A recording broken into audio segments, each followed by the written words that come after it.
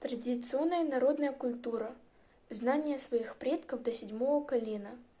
У казахов порядок учить своих потомков и предков до седьмого колена.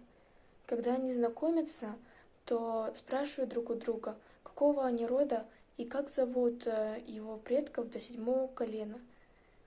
Казахи строго придерживаются этого правила, поэтому у них не принято выдавать девушку замуж, если у нее есть общие предки до седьмого колена. Если сваты или жених не придерживаются этого правила, то его строго наказывают. Праздник Наурыз.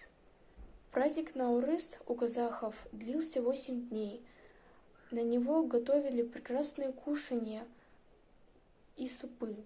Один из супов — Наурыз көже. Им принято было угощать гостей, пришедших в дом.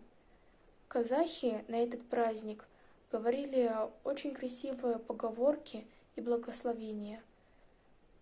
У казахов праздник Наурыз адаптировался к кочевой культуре и хозяйству.